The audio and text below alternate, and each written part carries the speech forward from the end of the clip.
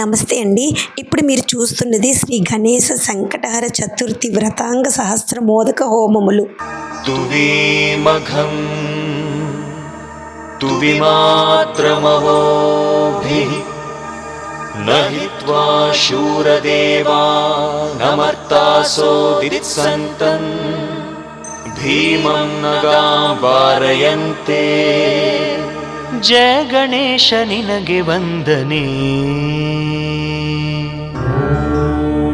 ಸುಪ್ರಭಾತ ನಿನಗೆ ಹೃದಯದರ್ಚನೆ. ದಿವ್ಯ ದಿವ್ಯ ಮೂರುತಿ ನಮ್ಮ ಭವ್ಯ ಬಾಳ ಸಾರಥಿ, ಅಗ್ರಪೂಜೆಗಧಿಪತಿ